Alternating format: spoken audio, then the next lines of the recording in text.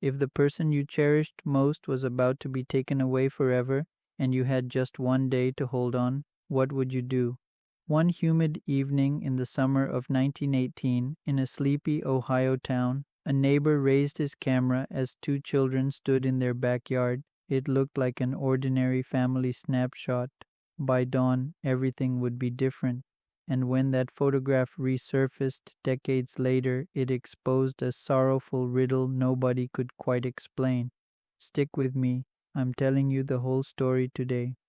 Before we jump in, hit subscribe, tap like, and drop a comment with the city you're watching from so you don't miss the next stories that will move you just as much as this one. That August night, Samuel Miller squeezed his little sister's hand so hard Clara flinched, but she didn't let go.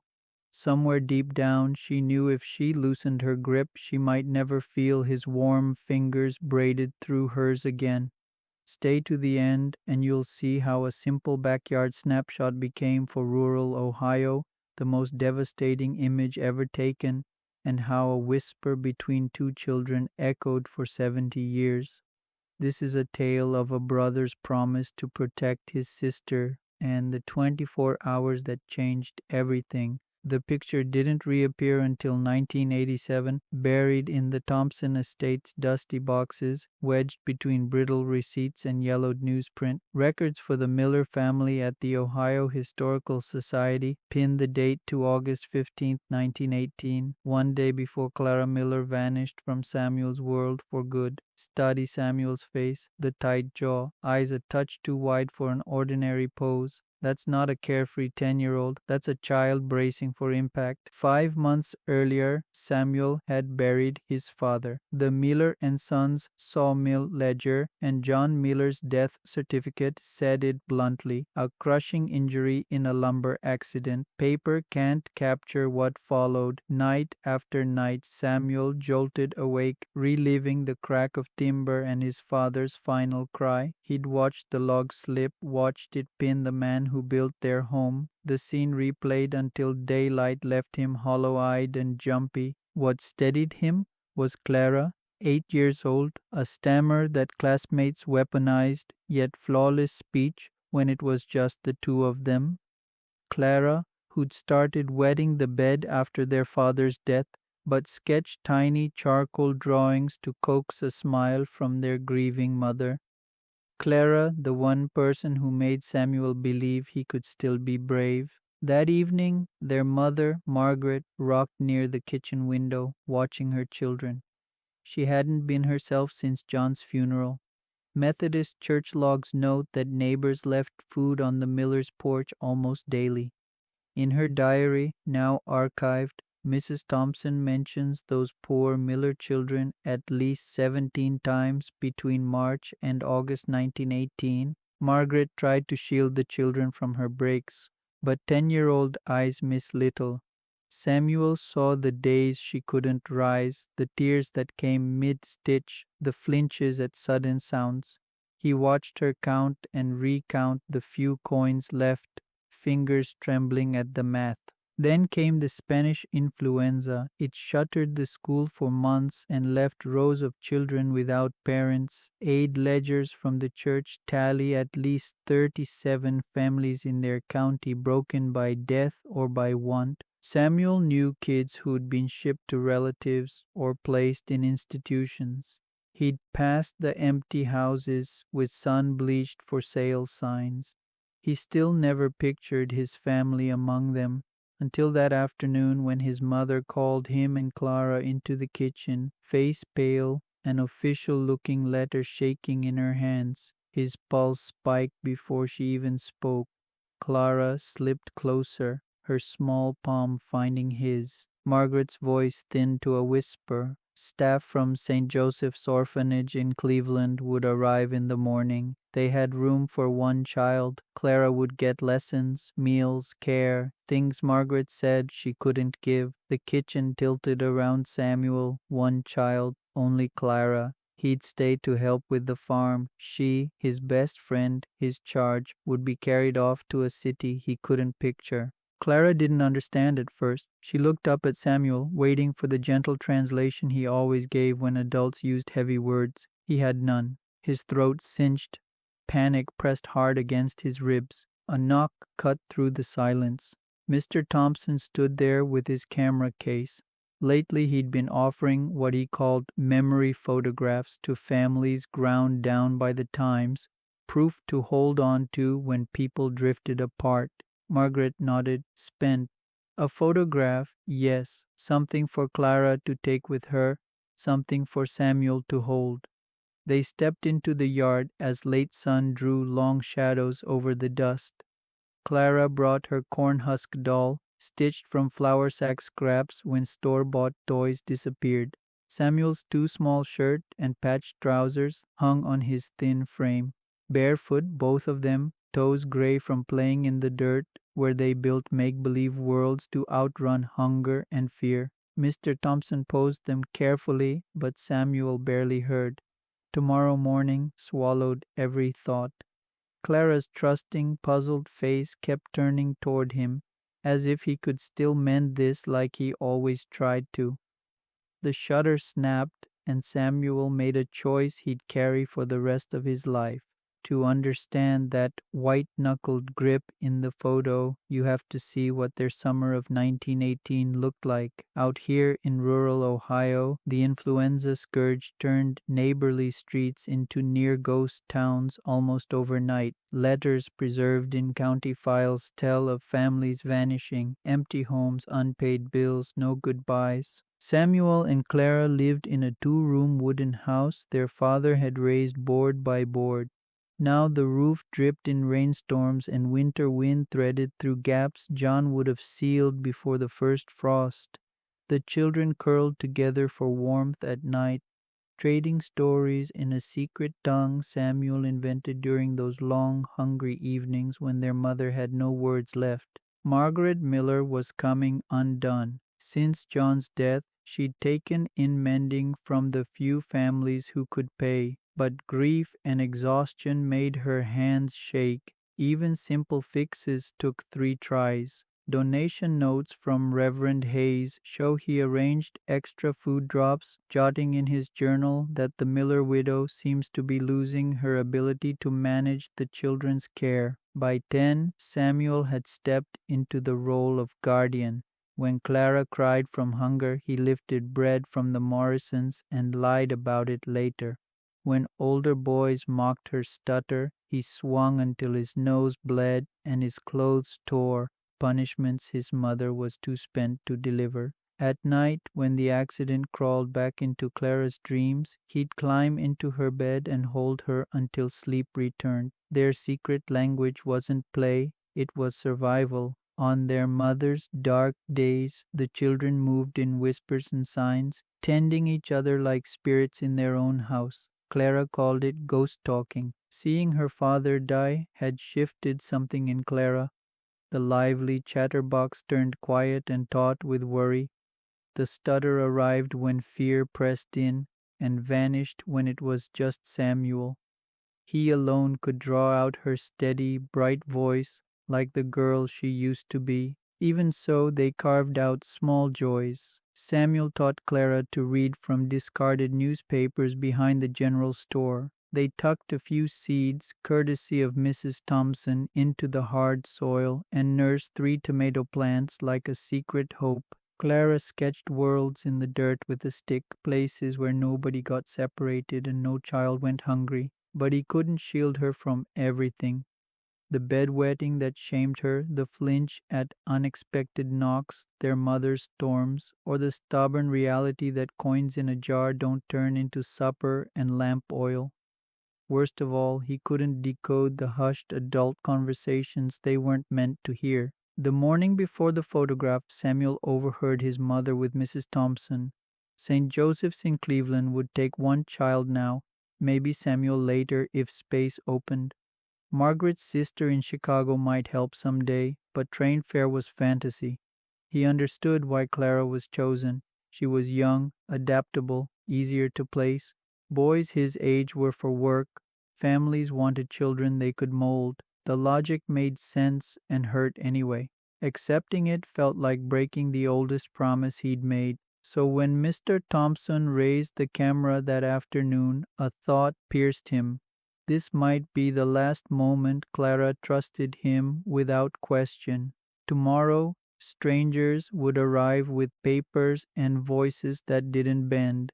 They'd promise better, safer, and she'd look to him to know if it was true. He tightened his grip, branding the shape of her fingers into memory. She answered with a squeeze of her own, their quiet way of saying we're still us. Samuel had formed a reckless plan he told no one, not even Clara. First, he needed the photograph. Proof on paper that they were a pair, a record no signature could erase. As Mr. Thompson adjusted his settings one last time, Samuel bent and whispered in their secret speech, "Remember the stars?" She nodded, trusting completely, unaware this was the first step of goodbye. It wasn't a smart plan, it was a terrified 10-year-old doing the thinking. After the photo, when Mr. Thompson left and their mother busied herself with chores, Samuel pulled Clara to the back stoop beside their stubborn little garden. There, he made a promise that would follow him for 7 decades. "Clara," he breathed in ghost talk, "wherever they take you tomorrow at 8 o'clock every night, look up. I'll be looking too. We'll meet there." Clara nodded, solemn as a vow, still not grasping how long away could be, but believing in Samuel like always. "Which stars, Sammy?" No stutter now. He pointed at the first bright point punching through the dusk. "That one, every night." "I promise," she said, and they sealed it with 3 quick squeezes and a pinky twist. Sleep didn't visit either child that night. In their shared bed, they listened to their mother's muffled sobs through the thin wall, while Samuel painted futures for Clara, a big house with real bedrooms, a kitchen that never ran out of food, picture books instead of worn-out pages, clothes that actually fit, and a brand new doll with glass eyes. Clara believed the way only a little sister can, certain that Samuel could bend the world with sheer will. She drifted off at last, clutching her cornhusk doll and whispering their code, ghost-talking tomorrow. Samuel never closed his eyes. He spent those hours memorizing her, how she tucked herself small for warmth, the rhythm of her breath, the peace that softened her face, afraid his 10-year-old mind might lose the details that mattered most. Morning came mercilessly fast. Samuel heard the wagon before anyone else, iron rims crunching the dirt, and panic leapt in his chest, the same panic that had plagued him since the mill accident. The man from St. Joseph's was spare and grave, Mr. Bradley, using the gentle, practiced tones adults reserve for bad news delivered to children. Margaret had already folded Clara's life into a cloth bag. 2 dresses, underthings, the cornhusk doll, and a photograph from her parents' wedding. Samuel watched her hands tremble with every careful crease, aware she was saying goodbye with each fold. At first, Clara didn't cry. The process felt strange and formal. She kept glancing at Samuel for the simple explanation he always gave. He forced a smile and nod, pretending this was somehow good, somehow necessary. But when Mr. Bradley lifted the bag and gestured toward the wagon, the truth finally broke through. This wasn't a trip, it was leaving. Tears filled her eyes. She lunged for Samuel as if the ground itself were giving way. "I don't want to go, Sammy," she whispered, the stutter riding in on fear. "I want to stay." He knelt and the brave front cracked. "I know, but remember the stars. 8 o'clock every night. I'll be there." Ghosts talking. "In the stars," she breathed in their secret tongue. Margaret turned her face to the wall. She couldn't bear to see the last moments. Samuel walked her to the wagon and helped her climb up beside Mr. Bradley. In the rush, she'd forgotten the doll. He pressed it into her hands. "You take care of her," he told the doll as if it could obey. "Don't let anything happen to Clara." As the wagon rolled off, Clara twisted in her seat to keep him in view until dust erased him. Samuel stood in the road long after the wheels fell silent. That evening at exactly 8, he went to the yard, found the brightest star, and whispered everything: how the house sounded wrong without her voice, how their mother cried too hard to eat, how he would grow up fast, find work, save every penny, and get to Cleveland to bring her back. What he couldn't know was that Cleveland wouldn't be her destination. The orphanage stops multiplied as Mr. Bradley collected more children from scattered farms. At one house, they learned influenza had flared again in Cleveland. St. Joseph's was under quarantine.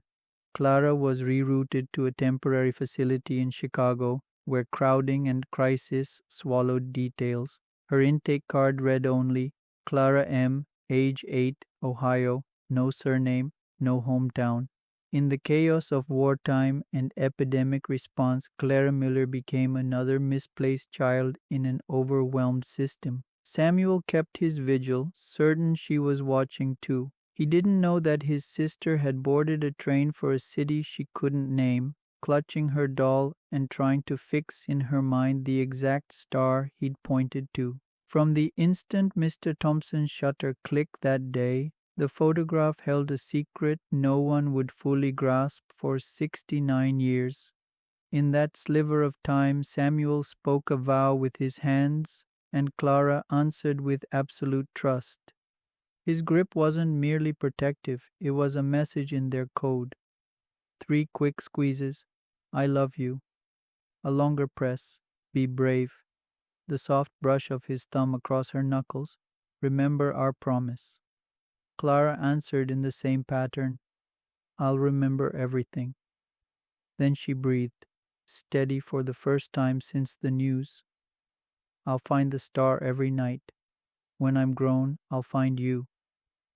The image shows 2 solemn children posing, but their intertwined fingers tell the truth. Climbers clinging to one rope over a dark drop, both knowing that letting go means falling. The camera missed the other soundtrack entirely, their mother's sobs from the kitchen window as she watched children swear vows they were too young to carry. After the photo, Samuel did something even he didn't expect. He didn't run from tomorrow, he prepared Clara for it. He taught her to tie her shoes tight, to braid her own hair, to count coins for basics. He had her practice writing her full name and their address until it lived in her muscles. If anyone asks, he said, serious as a soldier, you tell them you're Samuel Miller's sister from Ohio. You give them this address. Clara traced Samuel Miller, Ohio, in the dirt with a stick again and again until the letters stood firm. That last night they shared a bed, Samuel told the longest story he'd ever told. It was about a brave girl lost in an enchanted forest who could always find her way by following a star her brother lit just for her. Families offered her new homes along the path, but she never forgot who she was and kept searching for the way back. How does it end? Clara asked, almost asleep. He swallowed hard and finished. She grows strong and wise. One day she follows the star home. Her brother is waiting. They build the biggest house anyone's ever seen and live there together, always. Clara smiled into the dark. Tell the star the story every night? Every chapter, he promised, and maybe you'll hear. Morning arrived with punctual cruelty. Mr. Bradley came exactly when he said he would, the wagon heavy with papers and authority that a 10-year-old couldn't fight. Clara wore her best dress, the blue one their mother had stitched from pieces of their father's old work shirts. She held her doll and a small bundle of things. The goodbye came in 3 breaks. First, she hugged her mother, who whispered something that made Clara nod solemnly. Then she turned to Samuel. He knelt so they were eye to eye. For a heartbeat they only looked, copying each other's faces into memory. Clara touched his cheek in their private signal. You're my always friend. Remember the star, he murmured. Every night at 8, she answered. voice steady despite tears. Their final embrace lasted precisely 17 seconds. Samuel counted them, wanting to keep the exact length of the last time he held her. Then she climbed into the wagon and didn't look back. She knew one glance would break her. Samuel ran beside the wheels for nearly a quarter mile, calling instructions like charms. Be brave, read everything, keep our address, don't forget the star. She waved until distance and dusk took him. At 8 that night, Samuel stood in the yard and found the same bright star. He said her name and told it everything he already missed. Her laugh, her endless questions, the hum she made while playing, the feel of her hand in his. Some 60 miles away, a little girl sat at a shelter window and stared at a bright point in the sky. Ghost talking, Sammy, she whispered. I can hear you. Neither could have guessed the ritual they'd begun would stitch 70 years of nights together. For 69 years, Samuel kept the hour. Wherever he was, through blizzards, harvests, hospital corridors, even his wedding night, 8 o'clock belonged to Clara. His wife, Martha, wrote about it in her diary in 1932. Sam stepped outside at 8, as always. Their children learned to tiptoe past Daddy's Clara time. During World War II, men in his unit recalled how he would slip out at 2000 hours, scanning the sky even in foreign dark. After the war, Samuel came back to Ohio and tilled his way into success, eventually buying the parcel where their childhood house had stood. He kept that ground unchanged, a small memorial, and replanted the little tomato patch each spring exactly where they dug as kids. He married Martha in 1932. They raised 4 children, but he never stopped speaking of Clara. His eldest, Robert, remembered the way his father's face brightened at her name, as though she might walk in at any moment. He searched when he could. Letters to St. Joseph's in Cleveland, inquiries to Chicago agencies, even a private investigator in the 1950s. Fires, floods, closures, records from the flu years had been reduced to ash, pulp, and gaps. Eventually, he accepted that chasing paper might be fruitless. He didn't quit loving, he turned it outward, donating to organizations that reunite families, volunteering locally when parents and children were in crisis.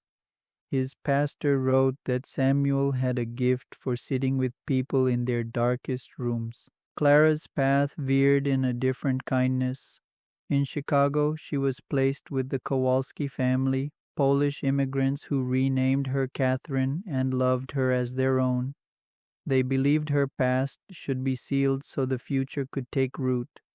Catherine grew up safe, educated, cherished, but the sky tugged at her every evening. At 8, she would drift toward a window or step outside, inexplicably comforted by starlight. She never fully lost her slight stutter. Instead, she turned it into empathy. She married a gentleman, Joseph Chen, in 1945, had 3 children, and became an elementary teacher specializing in helping kids with speech. Her students adored her patience and quiet strength. The miracle arrived in 1987. David Thompson, grandson of the neighbor who had taken that backyard portrait, was sorting his grandfather's estate when he found boxes of old images. One photograph stopped him, 2 children, hands locked with startling intensity.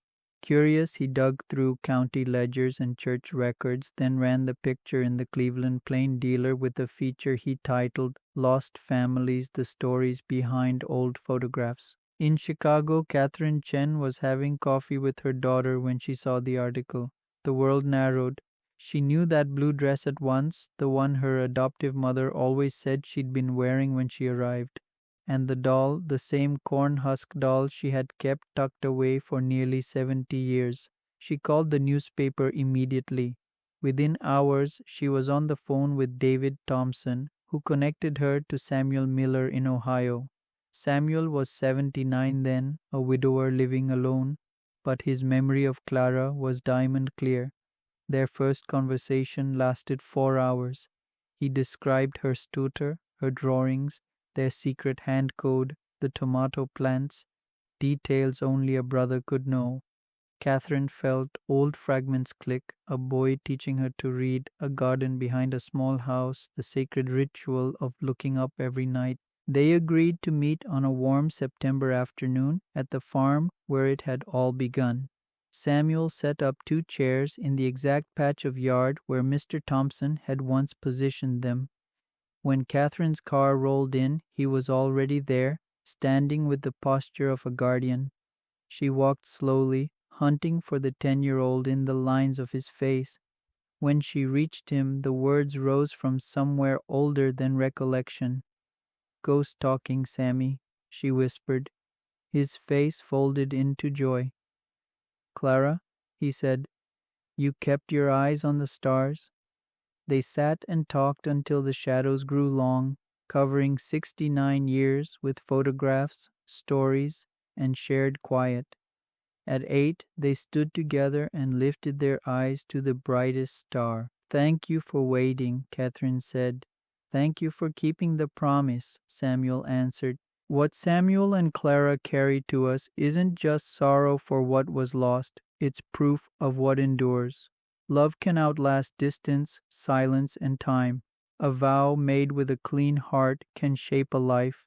Some ties don't fray, some promises deserve a lifetime, and some kinds of love can thread 7 decades of dark, guided only by starlight and faith.